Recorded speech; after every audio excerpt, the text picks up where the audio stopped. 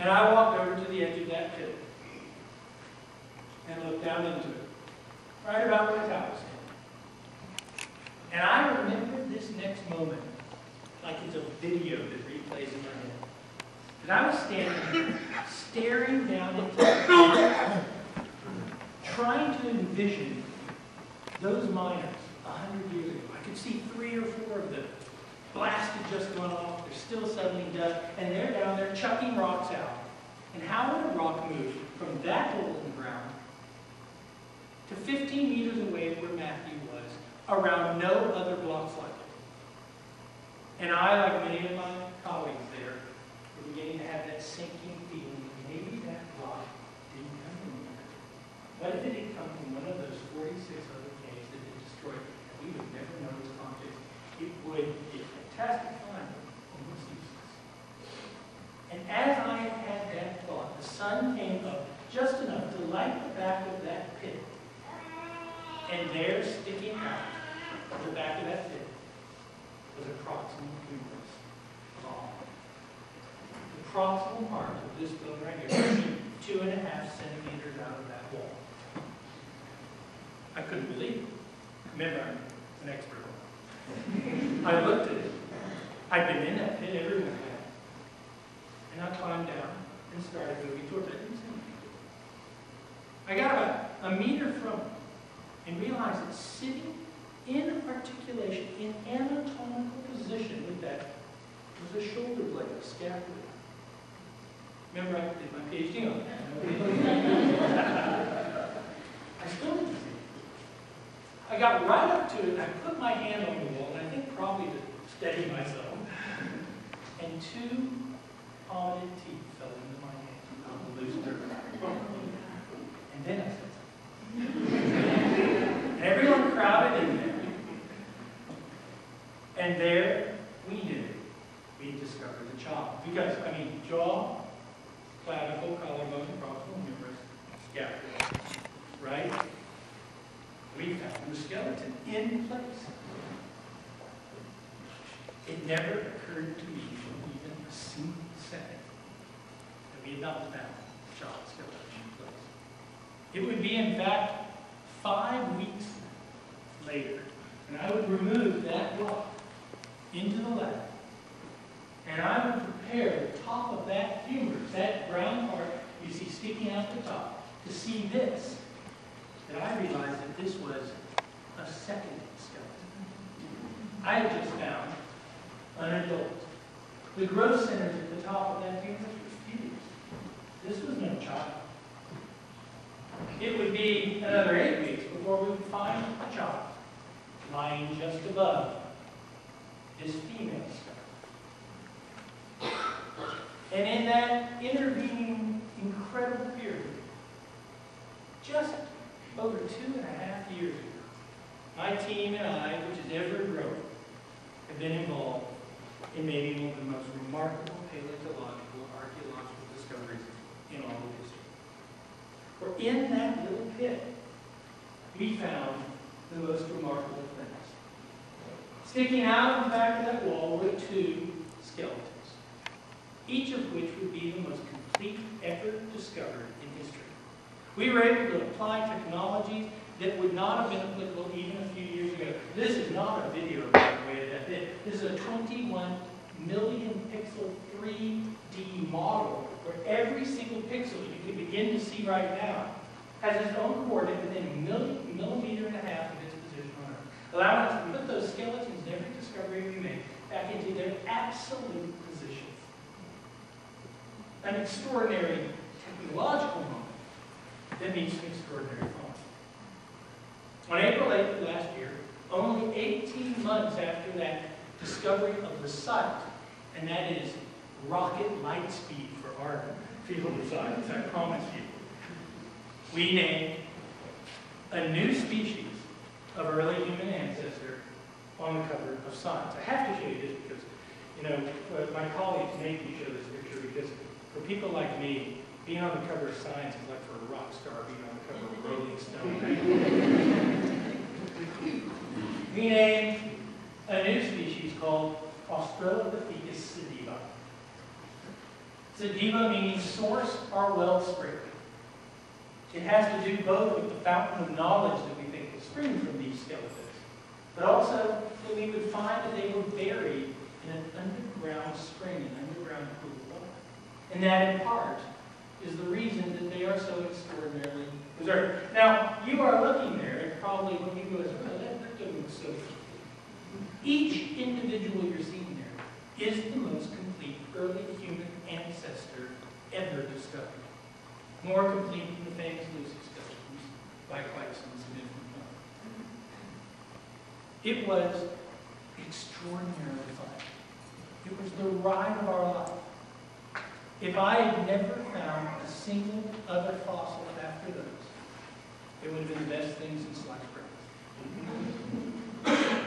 But since April, we have been clearing the surface. We have not excavated yet. And more and more and more and more things come from the site. First, we've established an incredible geology. We have an incredibly accurate date of 1.9 million years. That's at a critical time in the origin of our lineage. A time where we move from these ape-like Australopithecines who walk on two legs to the emergence of our own genus and the emergence of things like Homo erectus. It's a critical period that we have probably a handful of fossils for. Every discovery within probably 150,000 years on either side of that time, you could probably fit into a relatively small shoebox and have room for a good pair of shoes left over. But since then, as we prepare those few blocks of miners at Knockoff, and as we sweep the surface, you're going to see in a couple of months announced to the world this. As they grow. They are works in progress. As you can see, she's fast overtaking our young boy. She has a remarkable set of morphology, and let me put this to you, because we're very proud of it. Almost every single bone you see there is the most complete bone of its kind found in the entire early hominin record. Individually, each one would be a miraculous find and important find for us. In the presence of a skeleton, they are astounding. In the presence of two skeletons of the same species found in the same place, died at the same moment, a male and a female, they are an incredible treasure chest of knowledge of which we don't even know how to do it because no one ever thought we'd find something. The preservation of the site is not one of these scrappy little things. Look at that stuff. Every muscle bone. And something I can't tell you now is that some of the things preserved at the site of Malaha, which, by the way, in Suki's pile, are things that we never dreamed of finding in the world.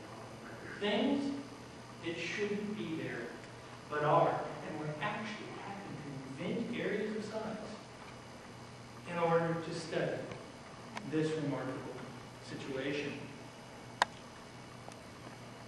They died a terrible death. They were preserved some 30 to 50 meters below the surface. In a pool of water that was probably below the water table, was super saturated with calcium carbonate, much as the springs are today, and was probably anaerobic. The water was ancient and lost all its free oxygen. And that causes the amazing preservation. It's clear they fell. Some of them have broken bones, as do the animals we find. For they're not bones. We find saber-toothed cats with them, skeletons of them. We find antelopes with them, skeletons of them. We find mice and birds and rabbits and tortoises, skeletons of it. Almost every single animal we have found is the single best preserved individual of its kind in the entire African. They seem to have fallen, died, insects began to eat them, but no scavengers could get to them. When all of their bodies, with flesh still attached, were washed, maybe with the first rainstorm of the rainy season, into that pit where they cemented like that. Their own rotting carcasses might have actually contributed to the curing of that cement-like structure around them. It would not be a pretty scene. As they fell and died, some of them might have even lived for a short period if they were in no condition to eat each other or eat the things that were nearly known. A horrible moment in the past for them, but the most extraordinary archaeological and anthropological window for us. They are an unusual creature. They are completely unexpected in their morphology. On the left of those arms, the brown one you see is the chimpanzee arm. In the middle is Australopithecus sediba's arm. It is just long and proportionate, like that of a chimpanzee. On the right, you see a human figure.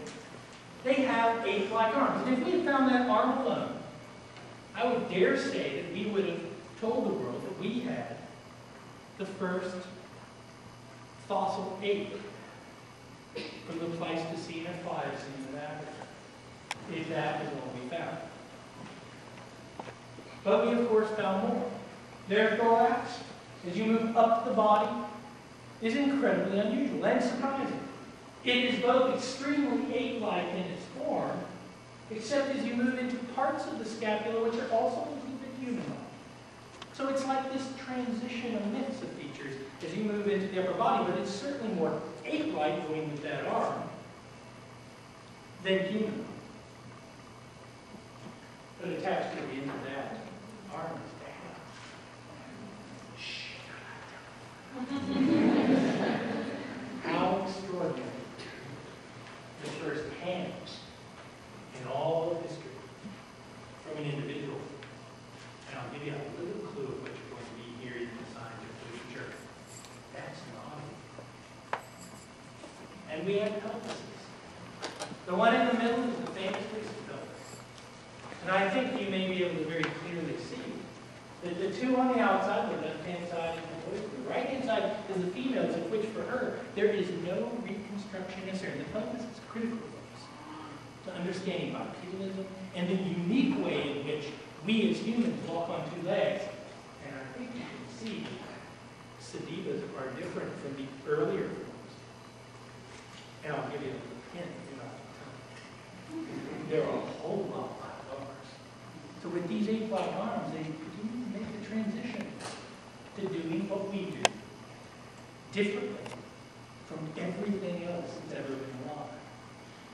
Here's a quick peek. We're in the middle. The one on the left is Lucy. The one on the right, the Turkana, Homo erectus, are direct and mediate ancestors. And you can see long legs, long arms, the upright stance, and something I didn't mention, an incredibly tiny brain. But the brain of Sediba is a total surprise too. Our scientists said that the way all this happened was before we developed the human-like pelvis and other aspects of being human in our morphology, our brain expanded. You've heard of things like Homo habilis. And then the reorganization took place. Well, I can tell you that the Sediba brain is as small as the smallest Australopithecus, 420 cubic centimeters. But it's not shaped like that. It may very well, I'll have to watch the space, have undergone some level, significant levels, of reorganization and rewiring, and not the other way around. It sits, as I said, at a critical moment in time. And another thing you're going to hear that I can't tell you about is that we have produced what is possibly the most accurate date for an early hominid fossil in all of history. And that will be announced. A date so precise that it is extraordinary.